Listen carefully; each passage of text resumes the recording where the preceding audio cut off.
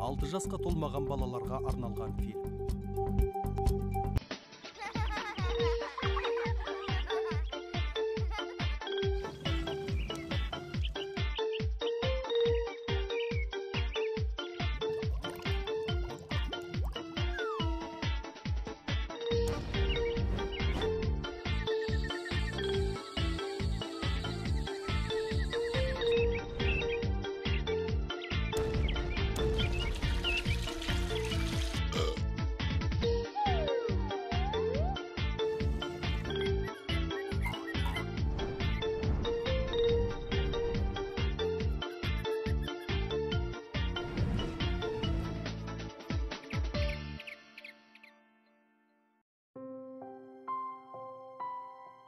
Алтын балық.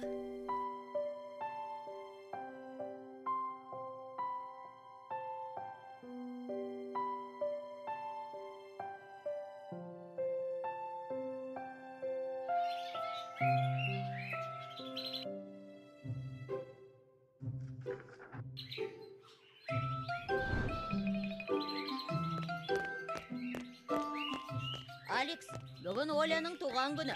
Ал біз Оляға не сыйлаймыз? Білмей, ойланайық. Ойланатын түкте жоқ. Мына мені сыйлаңдар. Ме, ұнамайым ба?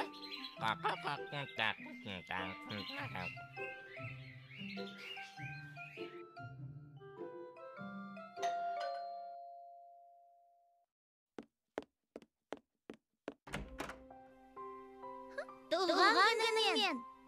Рахмет, балалар. Үйге кіріңдер.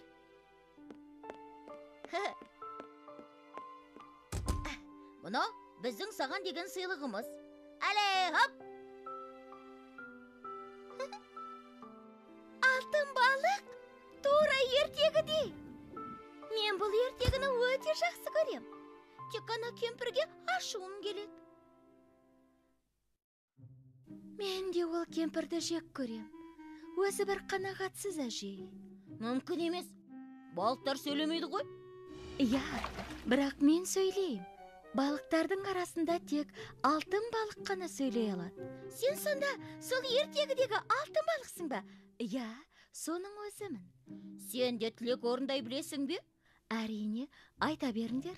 Бірақ үшінші тілекті менің қалауым бойынша айтасыңдар. Шартым сол.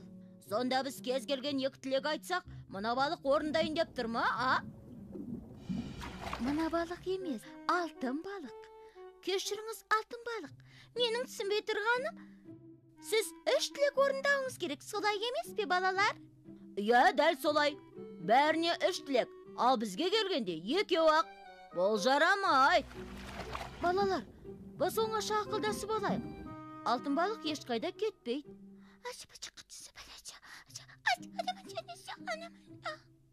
Ал алтын балық, біз ақылдаса келе, ешқандай да тілек айтпаймыз деп шештік. Біз сені қуырып жейтін болдық. Қалайша? Мен алтын балықпын ғой. 2 тілек аз ба сендерге? Әрине аз. Көріп тұрсың ғой, біз 3-еуміз. Ал тілек 2-ақ. Біреуіміздің тілегімізді кім орындайды? Осы әділдік па? Балалар, 3-ші тілек менің өз ертегіме байланысты. Сендерге бәрін түсіндірем. Ал, құлағымыз сенде. Айта бер, алтын балық.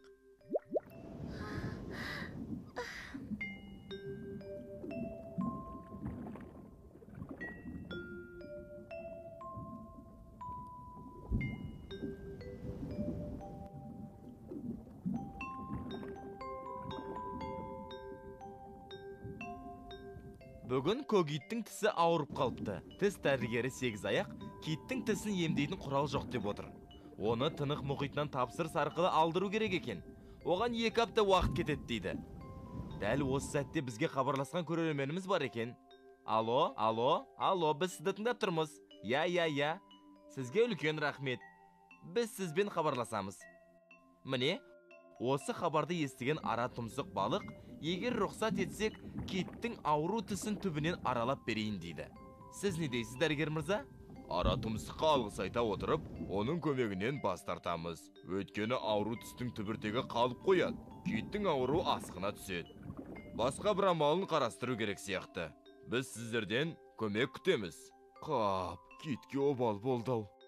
Әке, мен таптым. Ой, айналайын, ақылыңнан. Айта ғой балам. Киттің ауру тісіне арқан байлап, үлкен кемеге іліп қойсақ, тісі түбінен жұлынып кетпей ме? Ол өте қауіпті. Баяғыда мен бала кезінде тура осындай оқиға болып, артық қайғылы біткені есімде. Жоқ, болмайды балам. Ал сіз ше, әке, сіз тілек орындаушы алтын балық емессіз бе? Болмаса мен ағайтайын, китке көмектесейік де. Балам, теңіз астында өмір сүретін балықтардың тілегін орындай алмаймыз. Тілекті тек адамдар айтуы керек. Ұқтың ба? Ал адамдарды киттің тісінің ауруы қызықтырмайды. Әке, рұқсат етсеңіз, мені адамдар арасына жіберіңізші. Мен қайтсем де, 3 тілектің біреуін осы китке байланысты айтқызар ем. Ниетің жақсау балам. Бірақ қазіргі заманның адамдары дүниеге қатты қызығып кеткен. Олар сенен үй, қымбат автокөлік, бағалы заттар сұрауы мүмкін. Ал айдаладағы қайдағы бір киттің тіс ауруына ем сұрауы екталай. Қайдан балам? Әке, жіберіңізші, өтінем. Кит 2 апта бойы тіс ауырса қатты қиналады ғой. Жарайт балам, бірақ абай бол. Тілектерін орындайтыныңды білсе адамдар сені қайтадан жібермей қоюлары мүмкін. Тәуекел әке, қайткенде де оралам. Міне, осылай. Жарайт алтын балық. Біз жай, сенің қорқытайын деп әзілдедік. Я, енді бұлай әзілдеспей-ақ қояйықшы. Онда келістік.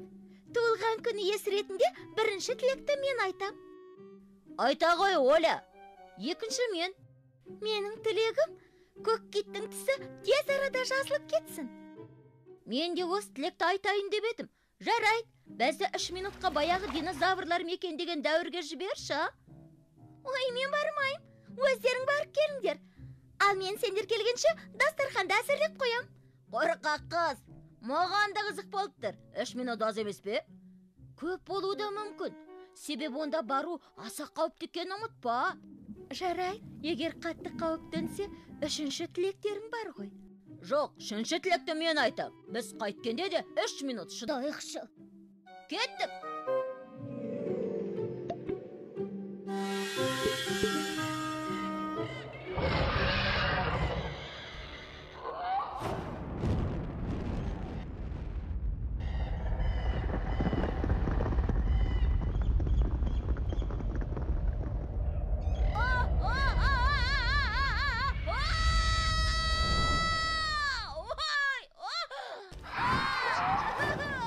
Қанша минут қалды? 2 минут бар. Үшінші тілекті айтпайсың ба? Жоқ!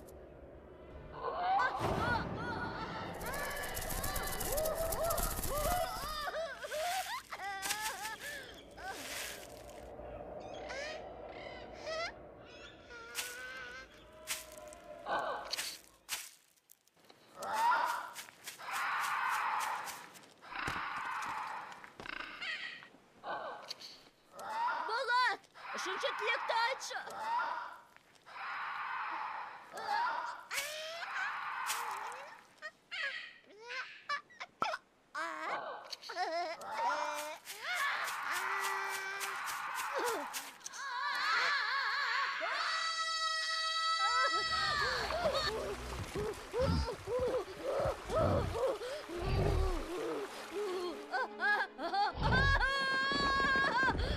Болат, үшінші тілекті айтшы. Әйтпесе аман қалмаймыз. Қазір уақыт бітуге таяуға сәл шыдайықшы. Қанша? 30 секунд. Онда қашайық.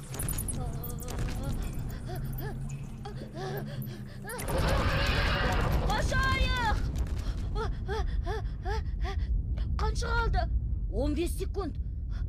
Жаңа 2 минутта керек еді ғой. Әне, ана үңгірді паналайық. Кеттік. Балан! 5 секунд. Алекс, тұр дейм. Бәрі бітті. Біз қайдамыз? Балалар, дастарханға келіңдер. Қане шығыңдар. Ал Болат, енді сенің кезегің. Да айтсаңшы тілегіңді. Менің тілегім келесі олимпиадада Қазақстан спортшылары 30 алтын медаль алсын. 30 алтын көп деу екен. 24 болсын. Бірақ спортшылар өте қатты дайындалсын. Әсіресе бокстан. Қуанышты хабар. Көк киттің тісі өздігінен жазылып кетті. Тіпті ауырмады десе болғандай. Бұл кереметке дәрігер 8 аяқта таң қалуда. Я, бұл мен күтпеген нәрсе болды. Сенбесеңіздер, міне қараңыздар.